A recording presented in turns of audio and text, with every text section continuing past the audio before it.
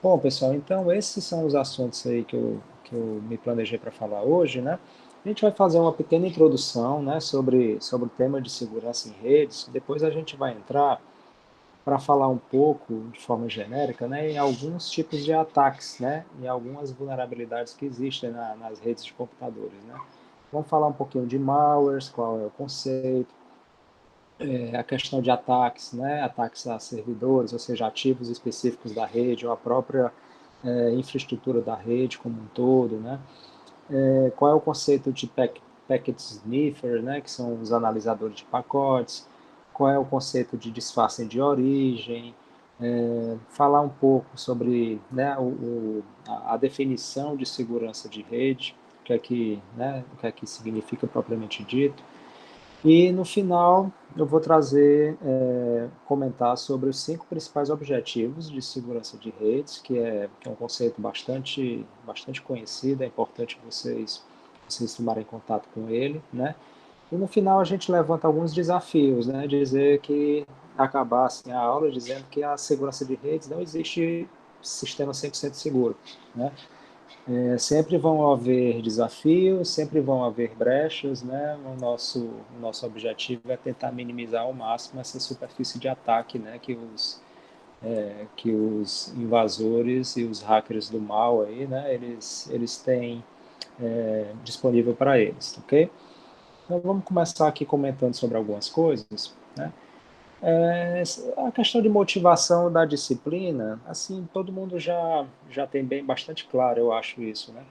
Que a gente está numa sociedade cada vez mais interconectada, a internet está cada vez mais onipresente, né, com os diversos dispositivos sendo conectados à internet, desde usuários humanos até usuários, né, de inteligência artificial, os chatbots da vida aí, mas também enveredando todo para um universo de coisas que vão se conectando na grande rede, né, na internet. Então, o conceito de internet das coisas, ele aumenta muito o nível de complexidade das redes, né, e aumenta também as probabilidades de acontecerem brechas e falhas, né, nos sistemas que podem ser exploradas pelos vilões, né?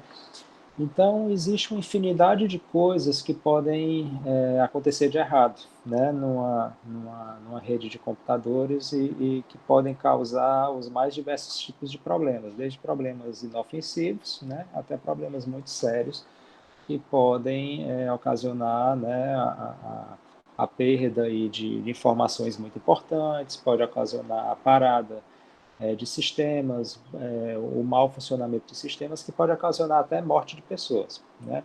Então, existe uma grande gama de problemas que podem acontecer, né? Então, por isso que essa área de segurança da informação, né, de uma maneira mais geral, que envolve não só redes de computadores, mas também a segurança da maneira, de um conceito mais geral possível, né, desde segurança de documentos, etc., não necessariamente documentos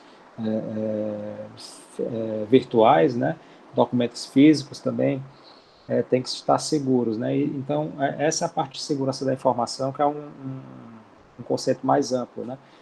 Aqui na disciplina, a gente está tratando de um subtópico da segurança da informação, né? Que é a segurança de redes, que é quando a gente envolve necessariamente o uso de dispositivos, o uso de computadores, né? Dispositivos computacionais, sistemas computacionais, que estejam interligados em rede, ou seja, que há troca de informações, né, que há transmissão de dados. Então, na segurança em redes, a gente vai estar muito preocupado com a questão do uso dos protocolos, né, do uso seguro de protocolos de rede, né, do uso de versões desses protocolos que ofereçam segurança, né, porque a gente vai ver que tem muitos dos protocolos que a gente está acostumado a utilizar, que no momento que eles foram propostos há muitos anos atrás, eles não se preocuparam com questões de segurança, né? Porque a internet naquela época não foi construída com essa ideia de segurança na mente dos projetistas, tá? Quando a internet surgiu ali no âmbito acadêmico, né, que era para comunicar algumas universidades ali dos Estados Unidos, Todo mundo ali se conhecia e confiava um nos outros, entendeu? Ali os grupos de pesquisa das universidades, né? Então, quando os primeiros protocolos foram criados, o HTTP, né, o e-mail, entre tantos outros, né, as pessoas elas não achavam que os usuários seriam mal intencionados, tá certo? Então, questões de design dos protocolos relacionados à segurança não foram pensados naquela época, né?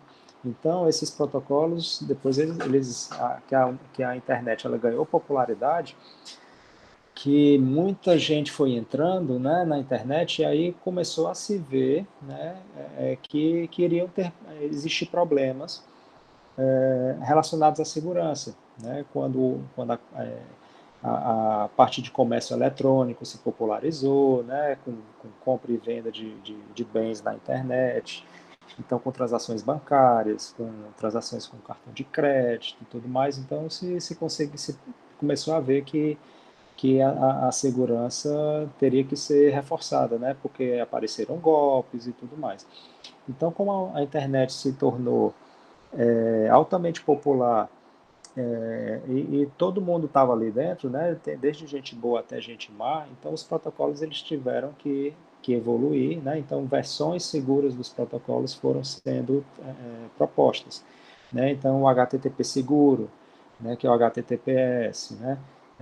O e-mail seguro também, com o uso de criptografia, né? A versão do DNS seguro, ou seja, todos os protocolos, bem dizer, hoje em dia já se preocupam com questões de segurança, né? Tem suas versões que são usadas, né, para evitar esse tipo de intrusão, né, ou mau uso dos dados, né, que são carregados ali por aqueles protocolos. Tá certo? Então, a segurança hoje em dia é um assunto super importante dentro da área de redes de computadores, né? Então, por isso, a necessidade da gente ter uma disciplina específica para estudar aspectos de segurança, né? Então, uma definiçãozinha aqui para vocês pensarem, né? Deixa eu só habilitar aqui as ferramentas. Então, segurança em redes. Deixa eu mudar aqui a cor. Consiste em medidas para deter, prevenir, detectar e corrigir violações de segurança que envolvem a transmissão da informação, né? Então a gente aqui tá preocupado, né, com um sistema computacional que acontece a transmissão da informação de um dispositivo para outro, né? E a gente quer proteger essas informações, né?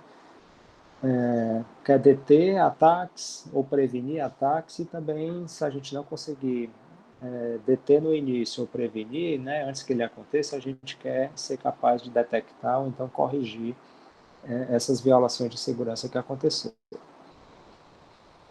Então, algumas perguntas que a gente precisa parar para pensar, né? E a gente, nesse momento, não vai ter respostas para todas elas, né? Mas é importante a gente pensar nessas perguntas ao longo da disciplina e ao longo da disciplina e ao final dela, depois tentar ver se a gente conseguiu ou não respondê-las, tá? Então, algumas perguntas para vocês pensarem, né? O que pode dar errado, né? Ou seja, quais são os tipos de problemas de segurança que podem acontecer. Então, como eu falei para vocês, tem uma infinidade de coisas que podem ser exploradas, né? Então, é importante um analista de segurança, né? Um profissional de segurança de redes, ter em mente todas essas possibilidades, né? Como as redes de computadores são vulneráveis, ou seja, quais são as brechas de segurança que existem nas redes, né? E quais são alguns dos tipos de ameaças mais predominantes hoje, tá? Então, essa terceira pergunta, a gente vai explorar um pouquinho mais ela na aula de hoje, né? Que a gente vai falar sobre algumas dessas ameaças, tá? Então, vamos começar falando sobre os malwares. Tá? O que é que são malwares, né? Ou seja, malwares são pedaços de software, né? São são scripts, são programas que são maliciosos, né? Eles são projetados, eles são escritos para fazer alguma coisa em benefício dos atacantes, tá certo? Então, esses atacantes, esses vilões, eles vão tentar injetar esse malware dentro dos nossos dispositivos, né? Dos nossos computadores, smartphones, etc. E através do que eles vão fazer isso, né? Como a gente está falando aqui de segurança de redes, a gente tem que se preocupar como esses malwares entram nos nossos dispositivos através da internet, tá? A gente sabe que não é o único meio de infecção, né? Por exemplo, um pendrive que esteja infectado, né? Esteja com malware que você espeta no seu computador, aquilo é um meio, é um vetor de ataque, né? É um meio de contaminação do teu dispositivo. Mas a gente não vai tratar desses assuntos aqui na disciplina, né? A gente está preocupado mais com o vetor de ataque que é a internet, tá certo? Então, quais são as coisas que o malware pode fazer, né? O malware, ele pode apagar os nossos arquivos, eles podem criptografar os nossos arquivos e pedir um resgate, né, para a gente poder reaver aqueles arquivos, né? Então tem a figura aí do ransomware, né? Acho que vocês já devem ter falado, ouvido falar sobre eles, né? Ransomware, que é um tipo de malware que ele criptografa, o atacante ele criptografa o teu HD, né, e pede um resgate para você ter a chave de criptografia que vai decriptar aquilo lá, né? Eles podem ser spywares, né? Um malware ele pode ser um programa que fica monitorando o teu sistema, né? Um keylogger, por exemplo, e fica ali escutando o que você digita em busca de informações sigilosas, né? Senhas, números de cartão de crédito, etc., né? Então são espiões que ficam ali espionando o teu sistema.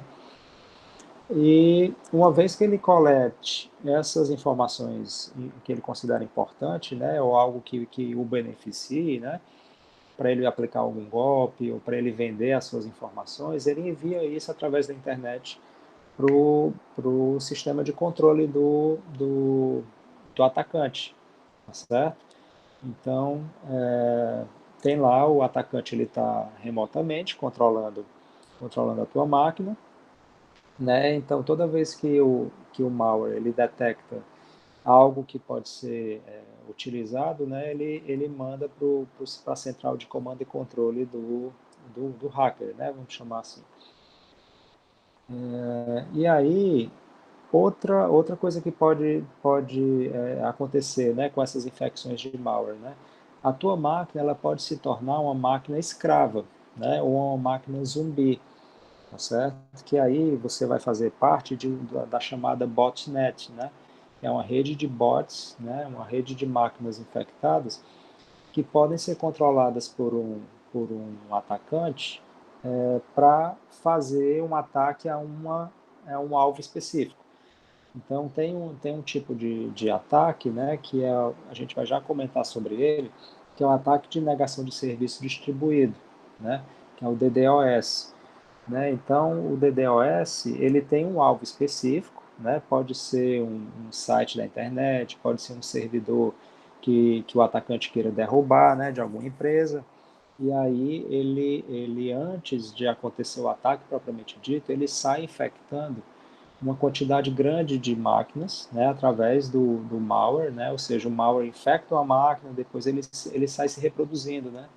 Ele vai se reproduzindo, infecta outro, e depois infecta outro, etc. Às vezes explorando uma brecha, né, de uma vulnerabilidade de aplicações que estejam instaladas nessas máquinas, né, uma aplicação que seja insegura, né, que seja frágil, né, o malware ele pode infectar a tua máquina através dessa aplicação e ele faz uma varredura na internet em busca de outras máquinas que tenham a mesma aplicação instalada. E aí, uma vez que ele identifica essa aplicação frágil, ele vai lá e infecta aquela máquina também. Então, o invasor ele cria um conjunto de máquinas infectadas, né, uma máquina zumbis, e uma vez que isso esteja montada, essa rede, né, aí ele dispara o ataque para aquele servidor, para aquela empresa que ele quer atacar, né? E aí ele gera uma, uma, um conjunto de dados, né, em direção àquele alvo, né, que vai inundar a rede daquele servidor, por exemplo, e vai gerar uma falha de disponibilidade, né? Aquele servidor ele sai do ar, ou seja, a empresa é prejudicada por esse ataque distribuído, tá? Então isso é feito através dessa chamada botnet aqui, ok? E isso pode ser usado também para distribuição de spams, né? Então todos aqueles spams que a gente recebe dos nossos e-mails, né? Muitos deles são fontes, né, oriundas dessas botnets, tá? Então, falei para vocês aqui, os malwares, eles podem ser autorreprodutivos, né? Eles, uma vez que infectam uma máquina, eles vão infectar outras de forma automática, certo? E tem dois tipos de malwares, né? Tem os vírus, chamados vírus, e os worms. Aí, os vírus e os worms. Quais são a diferença de um para o outro, né? Os dois fazem a mesma coisa, tá? Os dois são malwares e podem fazer todas aquelas coisas que eu comentei no slide anterior, né? De apagar arquivos, criptografar arquivos, né? Transformar a tua máquina numa máquina zumbi, etc., ou roubar dados confidenciais. Mas o vírus, ele necessita de uma interação do usuário. Ou seja, por exemplo, você recebeu um e-mail, no e-mail vem um anexo, o anexo ele está infectado, aí você vai lá, abre o e-mail e executa o anexo. Tá? Então, houve uma interação do usuário, esse ato de você executar o anexo, né, foi o necessário, né, para o vírus se instalar no seu computador. Tá? O Worm ele tem uma diferença nítida em relação ao vírus, né? Porque o Worm ele não necessita da interação do usuário. Tá? Ele se infiltra, ele chega no teu computador através de todos esses mecanismos que a gente já conhece, né? Por exemplo, um e-mail que chega, ou uma mensagem no WhatsApp que chega, né? Que contém ali algum elemento malicioso, mas ele se aproveita de fragilidades nas próprias aplicações e protocolos que são utilizados para aquela mensagem chegar até a sua máquina, tá? Então, não necessariamente o usuário precisa ir lá e abrir, né? A própria aplicação, se ela foi projetada de uma forma incorreta, né? A própria aplicação, ao receber aquela mensagem, né, que chegou através de algum protocolo específico, né? Ela executa internamente o malware, entendeu? E ao fazer essa execução automaticamente, você não teve a interação do usuário, a aplicação que fez isso sozinha, né? E aí ele se instala, né? Ele infecta a tua máquina, tá certo? Então, uma perguntinha para vocês pensarem aí, né? O que os projetistas de computadores podem fazer para proteger os aparelhos que utilizam a internet contra as ameaças de malware, certo? Então, ao longo da disciplina, a gente vai ver, principalmente na unidade 3, quando a gente for falar de aplicações, né? E na unidade 4, né, quando a gente for falar de sistemas, né, a gente vai entender um pouco de alguns mecanismos, algumas estratégias que vão proteger os nossos sistemas contra malwares, né? Então, por exemplo, um antivírus que você instale nas suas máquinas, né, é uma proteção do sistema que você pode te ajudar, né? No desenvolvimento de protocolos seguros, de aplicações seguras, obedecendo às melhores práticas, né, de desenvolvimento seguro de software, né? Também são estratégias para evitar esse tipo de coisa, né? Você, por exemplo, projetar o teu site, projetar o teu banco de dados contra o ataque de SQL injection, por exemplo, né? SQL injection é um tipo de ataque que explora justamente isso, né? a tua aplicação ela não fechou todas as brechas, e aí o atacante ele lança um comando do SQL para o teu sistema, né, ele burla, né? Ele, ele aproveita algumas brechas disso para colocar ali algum código malicioso e adentrar no teu sistema, tá certo? Então, práticas de desenvolvimento seguro de software, né, eles vão barrar as possíveis entradas, né, as possíveis portas de entradas para esses malwares, ok? Então vamos falar um pouquinho sobre ataques a servidores e infraestrutura de redes. Né? Até agora está tudo ok, pessoal? Alguém tem alguma dúvida aqui? Podemos seguir?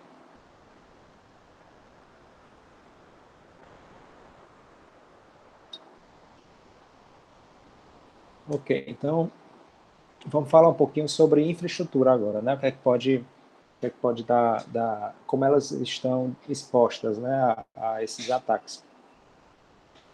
Então, o ataque mais comum, né, a essas infraestruturas é o que eu falei para vocês, né, o ataque de negação de serviço, o DOS, né, o Denial of Service, né, que tem o DOS simples, né, onde você tem uma única fonte, né, que tenta atacar um alvo, né, e tem o DOS distribuído, né, que é aquele que eu comentei para vocês, que o ataque ele parte de várias fontes para um alvo só, né. Então, qual é o objetivo do ataque DOS, né? O ataque DOS, o objetivo é tornar aquela rede ou aquele ativo de rede, um servidor, por exemplo, né, inutilizável. Ou seja, aquele servidor ele tem uma missão, ele tem um propósito de existir, né? Seja um servidor web, um servidor de DNS, um servidor de e-mail, né? Ele está ali oferecendo um serviço para um conjunto de usuários, né? Um servidor de comércio eletrônico, etc. Então, se você derruba aquele servidor, você está querendo prejudicar a empresa que está por detrás, né, daquele serviço, né? Então, você ataca aquele servidor de forma que ele não consegue mais oferecer o serviço para o conjunto de usuários, né, autorizados para acessar aquele serviço. Ok? Então, tem dois tipos principais de ataques de DOS, né? Dois não, três. Três categorias principais de ataques de DOS. O primeiro deles é ataque de vulnerabilidade, ou seja, o atacante ele conhece bem qual é aquele serviço, né, que está sendo hospedado naquele servidor, por exemplo, e aí ele conhece as brechas de segurança, as falhas de segurança daquele servidor, seja serviços específicos que estão rodando naquele servidor, né? Por exemplo, ele faz um scan das portas daquela máquina, né, em busca dos serviços que estão rodando naquele servidor, e aí ele descobre, esse cara está rodando a versão do Apache tal, ou ele está rodando, ou o sistema operacional que tá nele é o Windows versão tal, ou então a versão do serviço SSH que está instalado nele é a versão tal. E aí, se esse servidor ele tiver o sistema operacional dele, ou os serviços que estão rodando nele, tiverem desatualizados, ou seja, com versões antigas do sistema operacional, versões antigas dos softwares, né, os atacantes eles têm conhecimento, né, de falhas que foram encontradas e foram divulgadas, tornadas públicas, né, de diferentes versões do programa, do sistema operacional. Então ele vai lá e procura em fóruns da internet e tudo mais, né, exploits que tentam explorar, né, que conseguem explorar aquelas falhas dos programas. Né? Exploits são outros programas, são scripts, né, que tentam justamente penetrar, né, ou explorar aquela falha específica, né, do programa específico, do sistema operacional específico. E aí, os atacantes aproveitam isso. para poder entrar no sistema, né? Para poder adentrar o sistema e ganhar privilégios dentro dele, né? Seja privilégio de usuário, seja privilégio de administrador, né, do sistema, e à medida disso ele vai entrando e vai fazendo um estrago, né? Ok? Então esse é um tipo de ataque de DOS, né, que ele realmente penetra, né? Ele tenta penetrar naquele alvo. E tem outros tipos que são comuns também, que é a questão de deixar o sistema indisponível, né? Tem duas formas dos atacantes tentarem fazer esse ataque de indisponibilidade, que é inundar a largura de banda do alvo, ou seja, o alvo, o servidor, por exemplo, ele está ligado na internet, está ligado à internet com alguma largura de banda, por exemplo. Tem uma taxa de transmissão, né, que aquele servidor ele utiliza, né, para receber e para transmitir os seus dados, né? E se você, através de um ataque, né, seja de uma fonte única ou de uma fonte distribuída, né, lança muitos pacotes para para aquele mesmo alvo, né, aquilo ali vai inundar de pacotes aquela largura de banda. E a gente vai já mostrar uma figurinha aqui para vocês, né, que isso tem um efeito na questão do atraso dos pacotes que vão trafegar dentro daquela rede. Então você pode fazer isso através da inundação da largura de banda ou inundação de conexão, que é quando você abre um número grande de conexões TCPs, né, com um alvo específico, né, e aí o servidor, por exemplo, ele não consegue gerenciar aquela quantidade muito grande de conexões abertas ou semi-abertas do TCP, tá certo? Então é outra forma de você deixar o sistema indisponível. Então, essa questão do Professor, comportamento... Oi? professor? Tenho uma Oi? dúvida, professor. Sim. Aquela técnica de DDoS dos low lores, ele entra como flood de conexão? Tu pode dar mais detalhes? Qual foi esse tipo de Tá, ataque? eu li um tempo atrás que tem essa estratégia que é basicamente tipo assim, ele abre um pacote, só que ele nunca termina de enviar o pacote, sabe?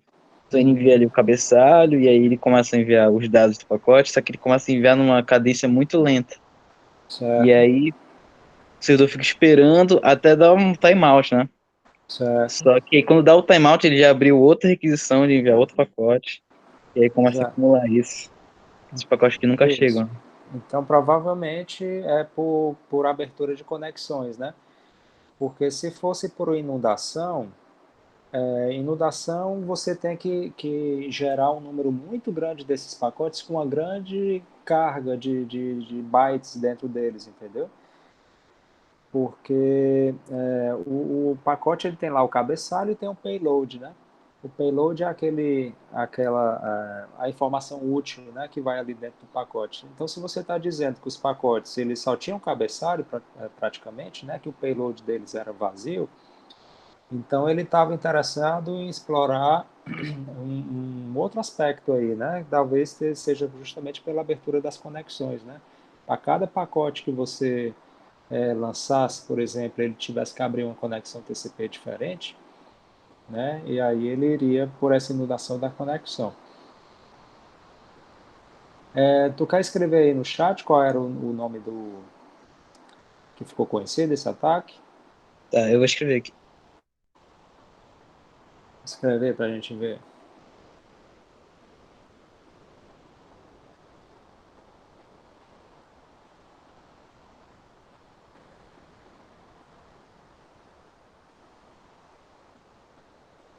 Certo, Eu acho que Slow era. Leoris, né? Uhum. Beleza. Então depois vocês, curiosidade, podem dar uma buscada aí por esse ataque aí e confirmar se é isso mesmo, né? Se é do tipo de inundação por conexão. Ok?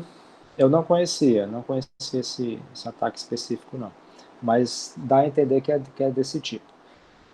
Então, ó, Vamos mostrar essa figurinha aqui. Eu acho que vocês devem se lembrar, talvez, né, da disciplina de redes, que eu comentei sobre esse efeito aqui, né? O que é que essa figura aqui ela traz? Ó? No eixo Y, nós temos um atraso de fila médio, tá? Então, por exemplo, esse atraso é o atraso dos pacotes que estão na fila, no buffer de algum dispositivo, tá? Poderia ser um roteador, poderia ser um servidor, por exemplo, tá? Então, o roteador, o servidor, ele tem um buffer, um buffer de recepção, né? Que os pacotes que chegam nesse buffer, eles vão se acumulando, tá? Então, é como se... Deixa eu desenhar aqui para mostrar para vocês. Ixi, Maria, peraí.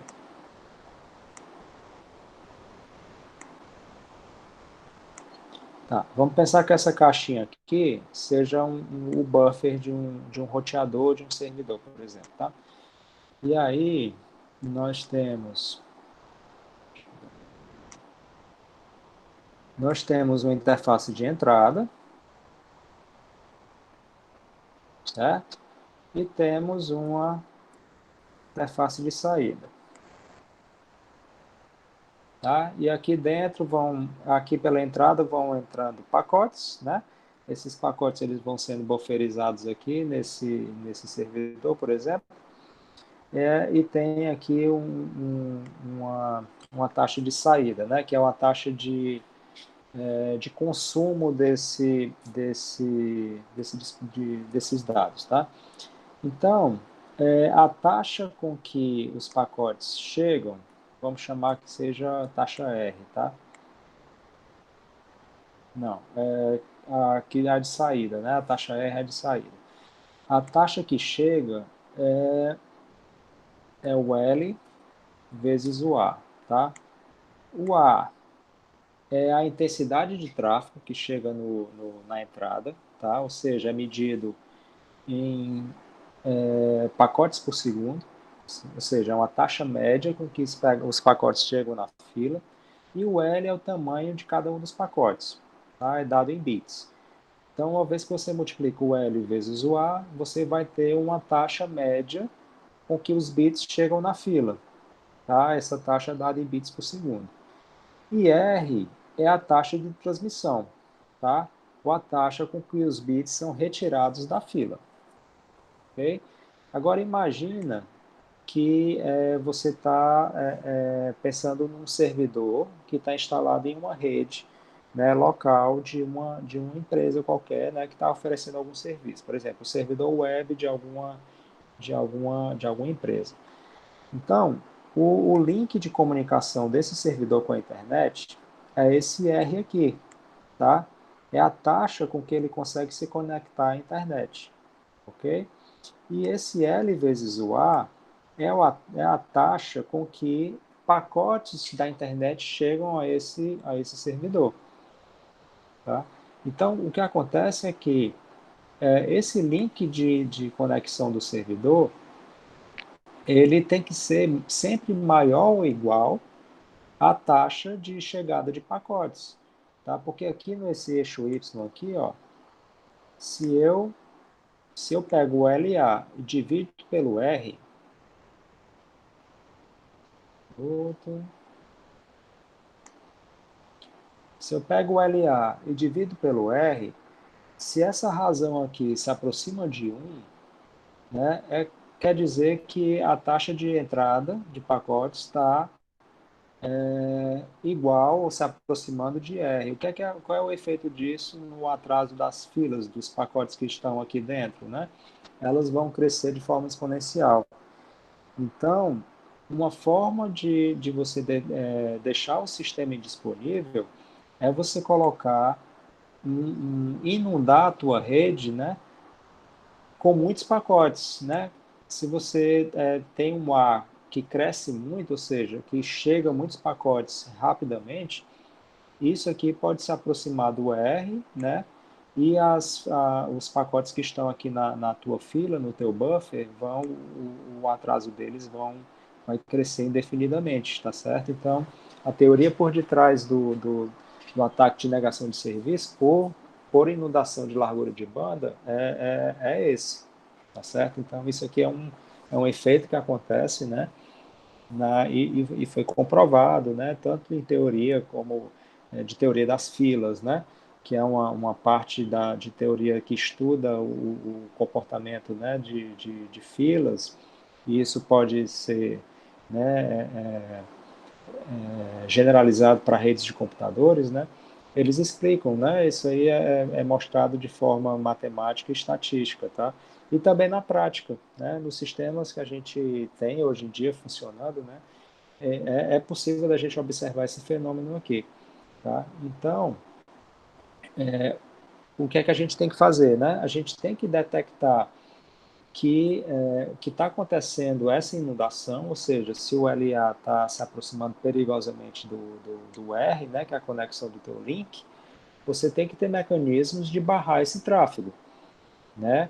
Seja utilizando um firewall, por exemplo, né, que vai derrubar os pacotes oriundos de alguma fonte, né? Então, se o ataque de DOS é vinda de uma fonte só, ou seja, se você detectou o IP que está sendo responsável por estar enviando aqueles pacotes para você, né? Você coloca uma regra no teu firewall que pode que vai barrar os pacotes vindo daquele IP, né? Ele entra numa blacklist lá e você barra isso aí.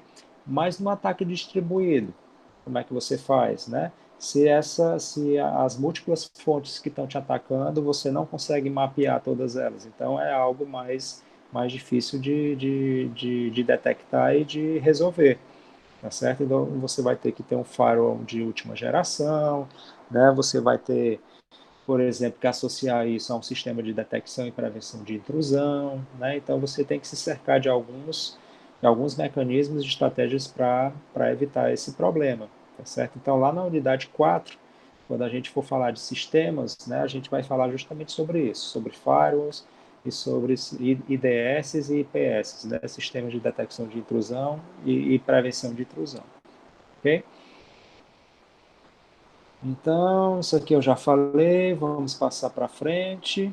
Isso aqui é a questão do ataque distribuído que eu falei para vocês, né? Ó, um atacante, ele controla aqui, ele infecta um conjunto de máquinas que se tornam zumbis, né? E elas vão ser as fontes que vão atacar, né, uma vítima e tentar deixar indisponível a rede daquela vítima, né? Então, o que os projetistas de redes podem fazer para se protegerem contra ataques DOS, né? Então, justamente isso que eu comentei com vocês, que a gente vai estudar na unidade 4. Um outro tipo de ataque que pode acontecer é de análise de pacotes, né? E as análises de pacotes, que são os chamados packet sniffers, né, analisadores de pacote, né, em inglês são chamados packet sniffer, eles são particularmente perigosos quando a gente está se tratando de rede sem fio, tá?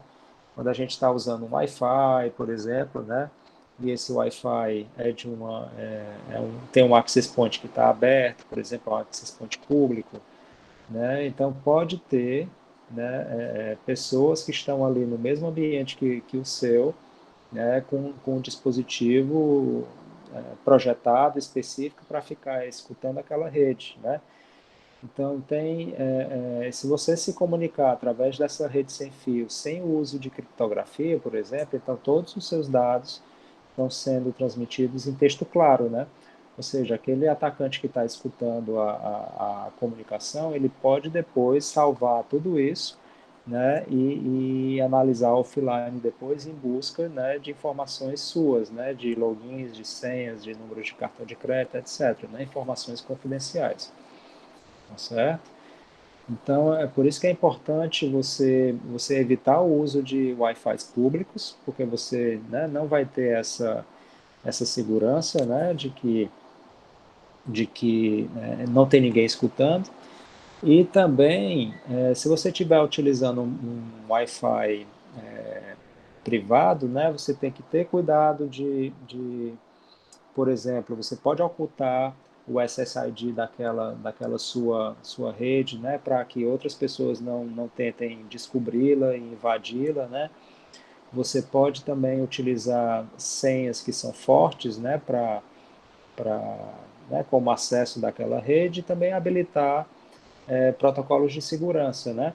O WPA2, né? Protocolos de segurança que utilizem criptografias fortes, né? Que né, ofereçam a confidencialidade dos dados trafegados naquela rede Wi-Fi, né? Porque existem protocolos de segurança mais antigos, das primeiras versões do Wi-Fi, né? Por exemplo, o WEP, o WEP, que eles já foram quebrados, né? Eles já foram quebrados e aí não convém você utilizá-los, né? Você tem que utilizar versões mais fortes de criptografia, né? Por exemplo, WPA2. Okay? Então você tem que ter cuidado com esses sniffers. Então os sniffers eles são mais comuns em redes sem fio, né? Mas também existem, né? Você pode instalá-los também em redes com fio, né?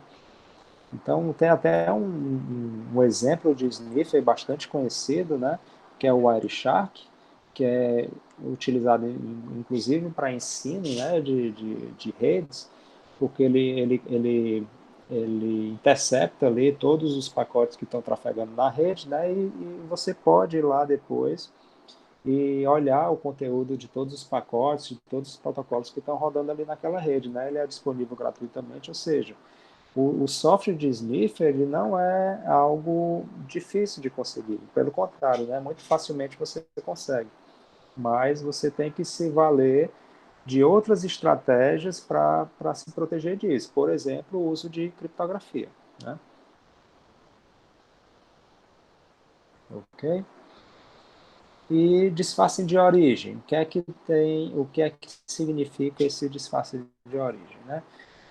Disfarce de origem, ele é conhecido, o termo técnico, né, mais comum para esse tipo de ataque é o chamado IP spoofing, tá?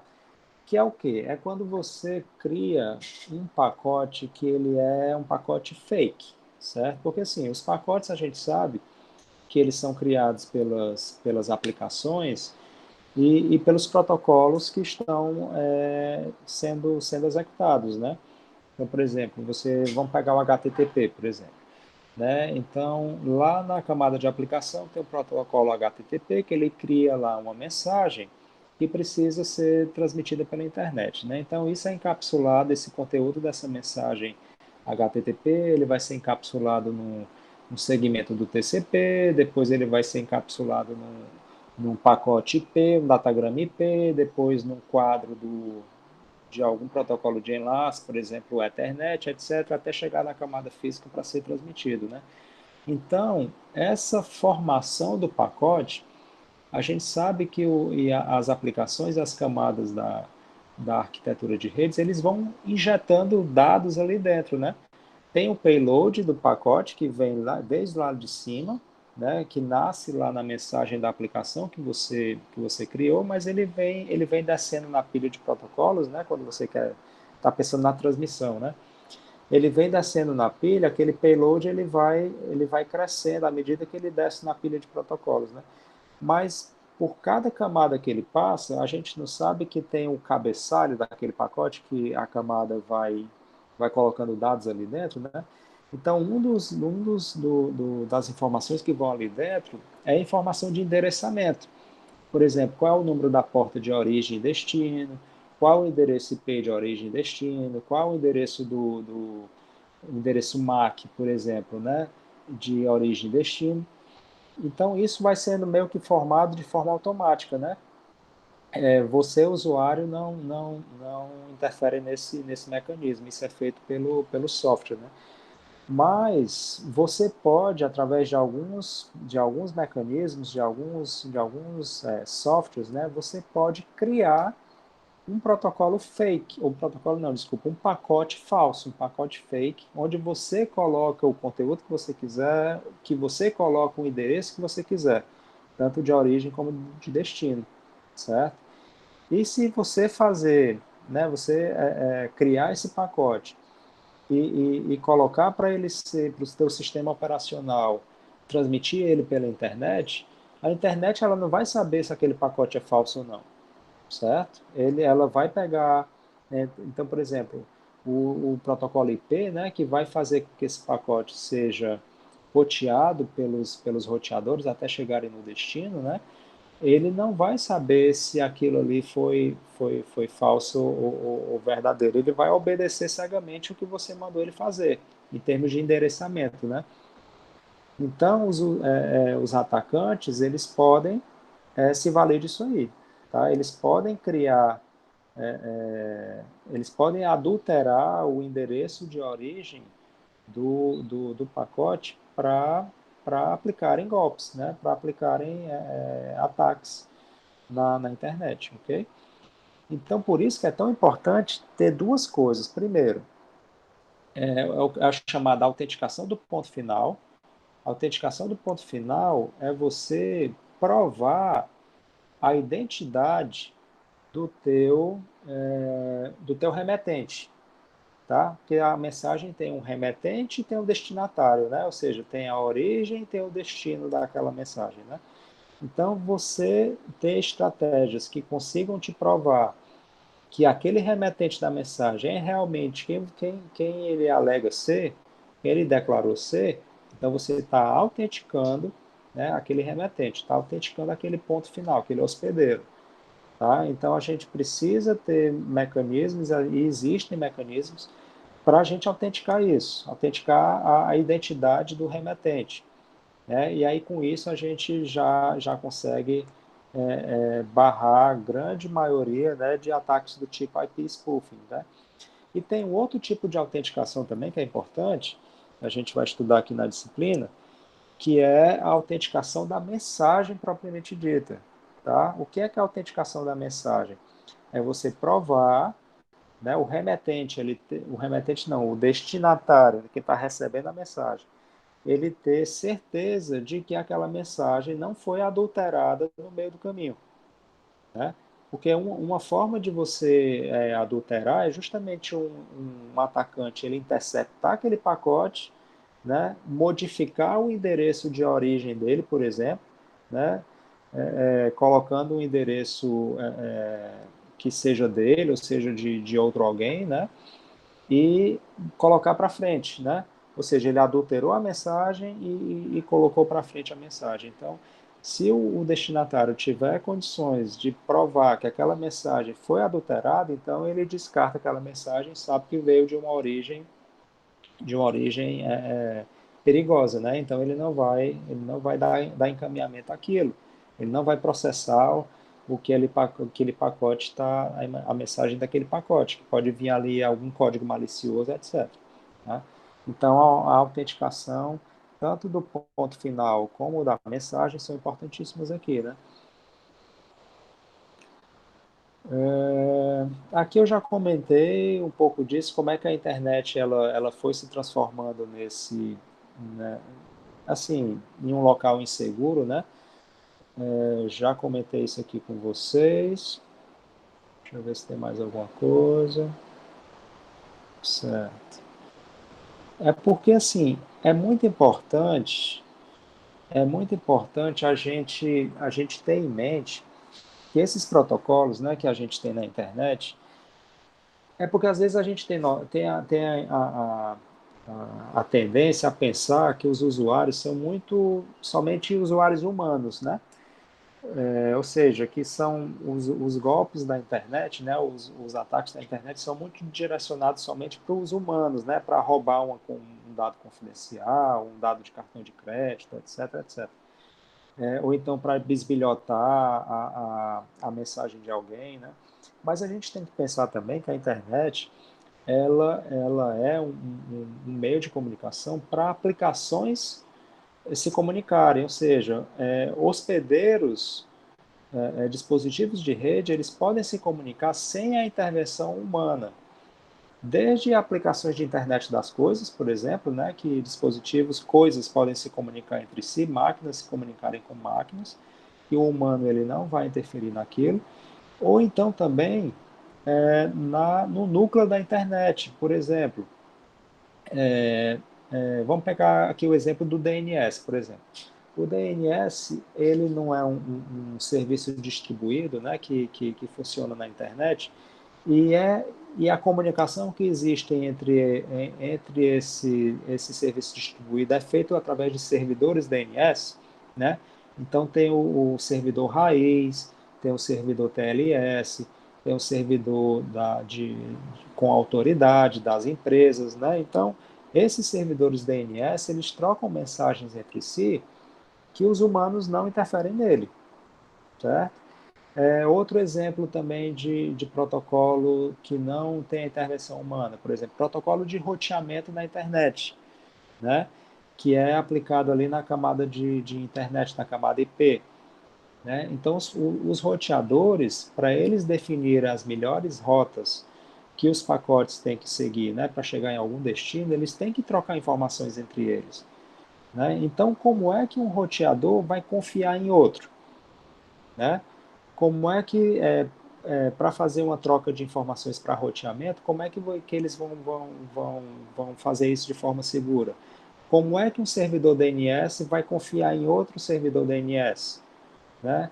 Por exemplo, em aplicações de gerenciamento de rede, também que você tem uma máquina, né, que precisa ser controlada pela rede, por exemplo, um roteador que precisa ser configurado, por exemplo, como é que esse roteador ele vai confiar na máquina que está enviando para ele comandos de configuração?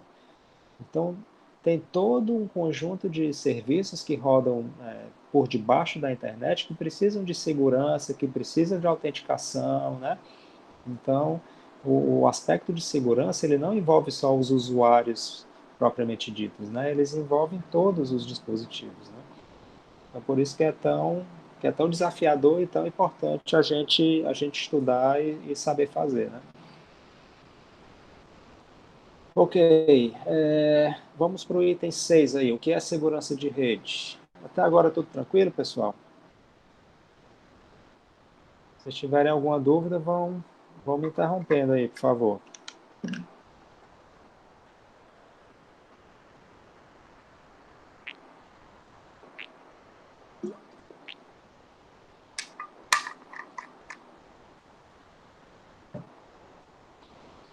Ok, vamos seguir. Então, vamos ver aqui o que é que precisa a gente comentar mais aqui que a gente não foi feito, não falamos ainda, né? Parará. Isso aqui eu já falei. Ó, vamos pegar aqui o exemplo da Alice e do Bob, tá? Esse exemplo eu tirei aqui do Kurose, né? São dois personagens aqui que querem se comunicar com segurança, né? Através da rede ou da internet. Então, alguns critérios, né? Alguns requisitos que Alice e Bob precisam ter, né? Para poderem dizer que a conexão deles está segura, né?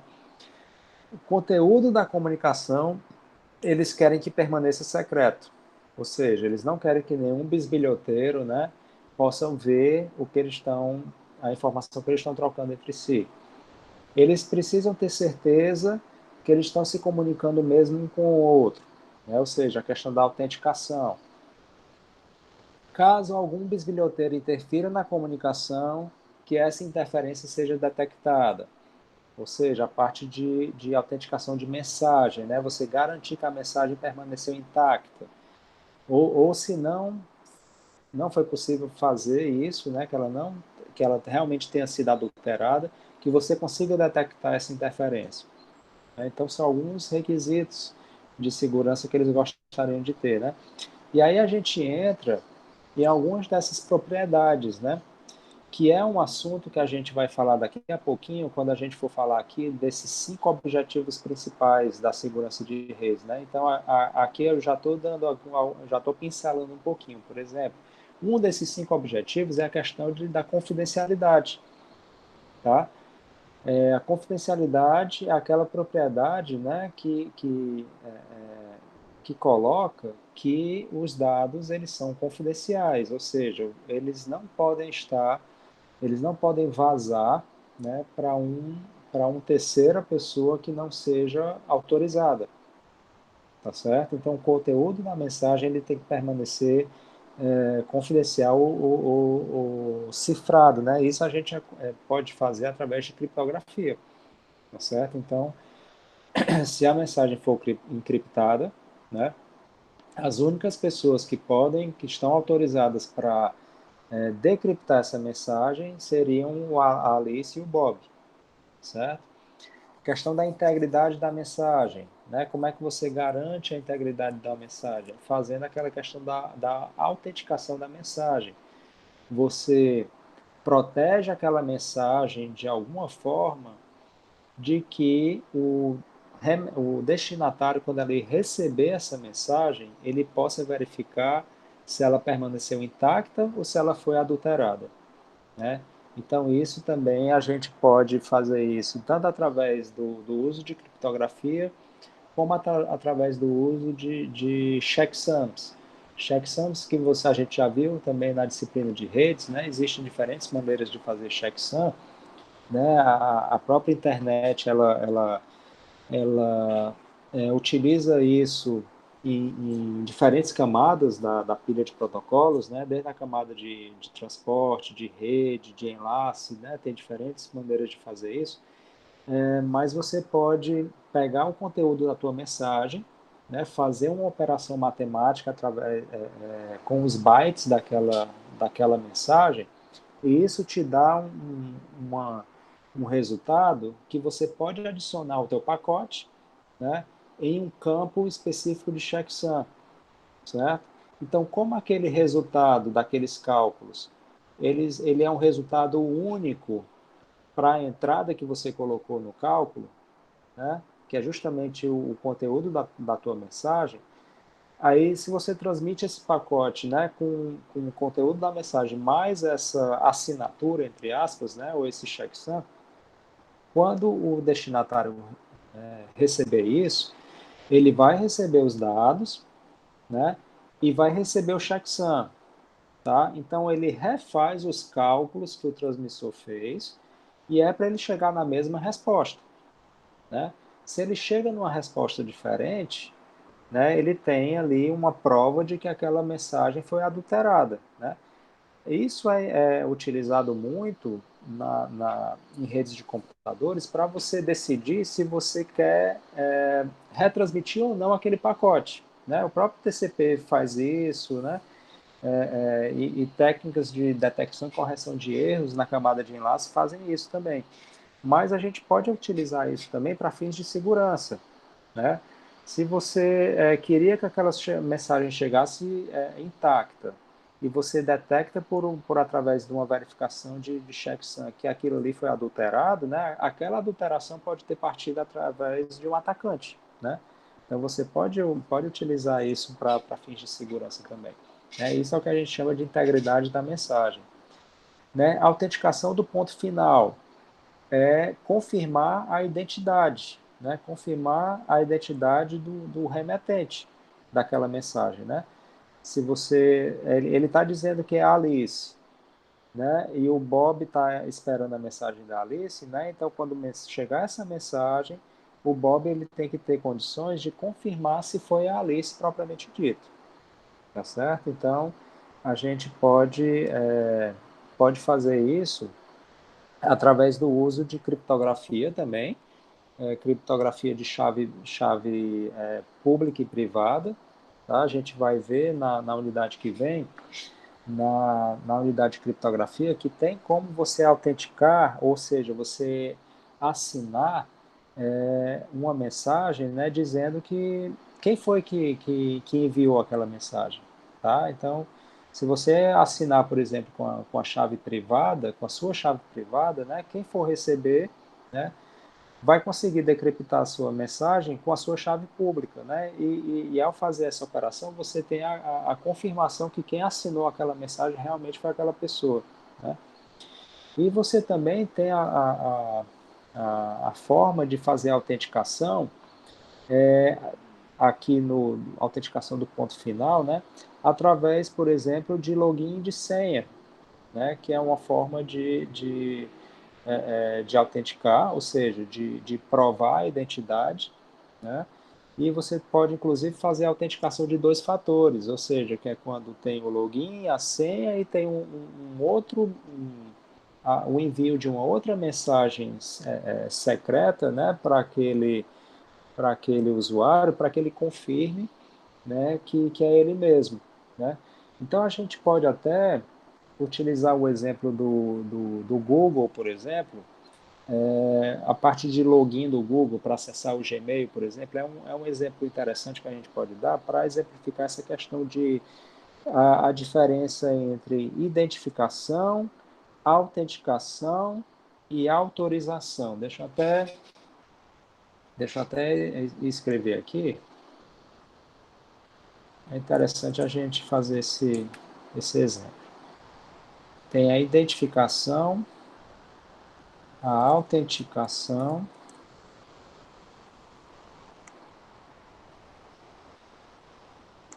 e a autorização. São palavras parecidas, mas não são a mesma coisa, tá? É importante a gente saber a diferença entre eles, né? Então vamos pegar o exemplo do Google, tá? Do Gmail. Então, por exemplo, abriu aqui, vamos supor aqui que eu estou com o meu Gmail aberto aqui, mas não tem problema não. Vamos supor o login do Gmail, né? Então, quando você coloca na primeira tela, o Google ele não vai perguntar o teu login, teu nome de usuário, né? Aí você coloca lá, emanuel@dc.ufc.br. Esse é o meu e-mail, né? Então, numa primeira tela, o Google ele vai te identificar, ou seja, ele vai verificar se aquele e-mail que você colocou, né, se está na base de dados dele. Ou seja, ele só identificou quem você é, certo? Ele não fez ainda nenhuma autenticação, ele não fez nenhuma autorização, ele só identificou. Então, uma vez que ele encontra o seu e-mail na base de dados dele, aí ele passa para a tela seguinte, né? O que seria a tela seguinte? Você coloca a sua senha, né?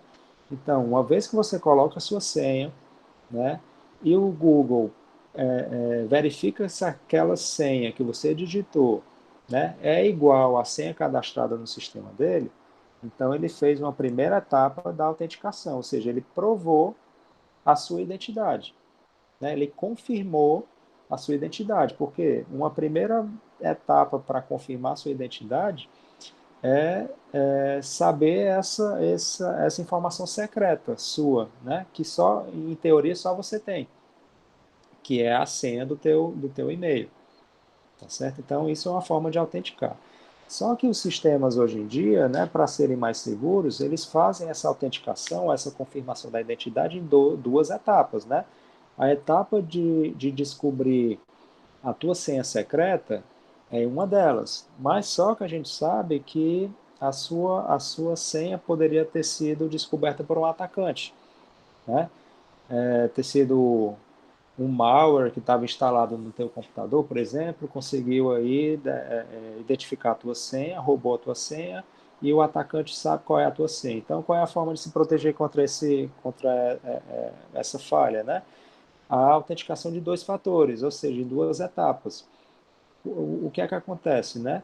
O Google, para ele confirmar a tua identidade de uma forma mais forte ainda, ele manda um código para você por por uma outra forma de comunicação que não é o e-mail, né? Por SMS, por exemplo, uma mensagem para o teu celular, ou uma mensagem para um aplicativo autenticador que você instalou no teu smartphone, né? Então o Google ele manda para você essa outra informação secreta que seria esse código de identificação, né? Por outro canal de comunicação. Então você recebe essa informação do código, né? Por esse outro canal de comunicação e aí você informa para o Google de novo, né? Essa segunda informação secreta, que a senha é a primeira, né? A segunda seria esse código identificador. Aí você informa, aí o Google pega e compara, né? É realmente o código que eu acabei de mandar para a pessoa, né? Sim, então beleza. Eu autentiquei por duas maneiras diferentes, então essa pessoa aqui é realmente quem ela diz ser, né? Então, beleza, isso aqui foi a autenticação, né? A confirmação da identidade. E a autorização é a questão de privilégios daquela pessoa, né? Com esse login, com essa senha que ela entrou, né? Esse usuário que foi identificado, quais são os privilégios que ele tem, quais serviços ele pode acessar, né? Então eu vou autorizar ele aqui a usar o Gmail, né? Mas se a gente estiver falando de uma organização, de uma empresa, por exemplo, quando você se loga no sistema daquela empresa, né? Você que é o CEO daquela empresa, você vai ter níveis de autorização diferentes do estagiário, tá certo? Então você vai poder acessar sistemas dentro da empresa que são diferentes do estagiário que trabalha na tua empresa. Ou ou seja, um diretor de uma unidade vai ter autorizações que são diferentes do funcionário lá comum, né, que tá trabalhando em algum departamento específico. Tá? Então, a parte de autorização tem a ver com os privilégios, os acessos das máquinas, servidores e serviços que aquela pessoa pode estar acessando. Então, ficou claro, pessoal, essa diferença aqui, identificação, autenticação e autorização?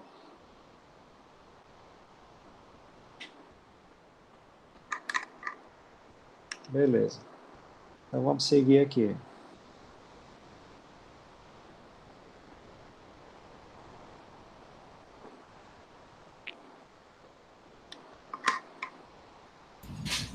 Só uma pergunta. Oi, João. Esse tipo de situação, identificação, autenticação, também deve ocorrer naquele tipo de rede em que não envolve interação humana, por exemplo, como você citou? Ou, né? Sim, sim, também. Também, né? Né? Você pode ter situações aí de serviços que estejam, que precisem de comunicação de máquina a máquina, né? Que essas máquinas precisam se autenticar. Então, por exemplo, vamos pegar aqui o exemplo do servidor DNS, por exemplo, né? Que existem comunicações entre servidores, né? Um servidor, para ele saber que aquela mensagem que tá chegando nele, né, de um outro servidor que é permitido, assim, autorizado, né? Ele precisa ter uma autenticação anterior. Né? Isso pode ser feito através de certificados, né? Certificados digitais, para dizer que é o servidor correto. Né? E aí, assim, não, me veio esse exemplo aqui na cabeça, né? Mas a questão de roteadores também, que trocam informações entre si, né? São exemplos de comunicações entre máquinas, né? Que precisam de uma autenticação prévia. Entendi. Né? Porque se não tiver essa autenticação prévia, você fica exposto, né? Fica exposto a atacantes estarem enviando mensagens para o teu roteador ou para o teu servidor e não serem as fontes confiáveis, né? Ok? Ok, professor. Obrigado. Então, uma outra propriedade desejável também é a parte de segurança operacional, né? Que é a segurança da infraestrutura propriamente dita da tua rede, né? Então, para isso, você vai ter que utilizar, como eu falei antes, né? Firewalls ou sistemas IDS, IPS, né? Para detectar ou deter, né? Ataques, né? A uma rede específica. Então, aqui é um modelozinho aqui de uma comunicação segura, né? Que acontece o seguinte, né? A Alice, ela tem aqui o computador dela, né? Ela tem dados para enviar, então ela tem que ter no ambiente dela, da rede dela, um remetente seguro, né? E o Bob também tem que ter no ambiente do computador dele um destinatário seguro, né? A Alice e o Bob, eles vão trocar mensagem de controle de dados, ou seja, mensagem de controle são todas as mensagens que os protocolos precisam trocar para funcionar, né? Mensagem de dados são as mensagens propriamente dita, né, de aplicação mesmo. Sendo que essas mensagens de controle de dados, como elas estão passando aqui por um canal de comunicação que é a internet, que em princípio ele é inseguro, né, se você não utilizar as versões seguras dos protocolos, ou então mecanismos que ofereçam essa segurança na internet, se você for utilizar o básico do básico, né, eles vão estar expostos a atacantes. Né? A Trude aqui, ela, na figura de um atacante, ela pode se valer, né, desses protocolos inseguros ou de aplicações inseguras que estejam sendo usadas. Tá? Então, ela pode desde monitorar a comunicação, por exemplo, se você não tiver tido a preocupação de utilizar esquemas de criptografia, né, para proteger a tua confidencialidade, tornar os teus dados confidenciais. Então, a Trude, ao monitorar a tua comunicação, ela pode gravar depois as mensagens e tentar obter alguma informação confidencial daquilo ali, né? Ou então ela pode modificar, inserir ou eliminar mensagens, né? Então essa parte aqui tem a ver com a questão da integridade, né? Integridade das mensagens. Ela pode, né? Você tem que evitar que ela seja capaz de eliminar, apagar mensagens, ou então de adulterar as tuas mensagens, né? Ok?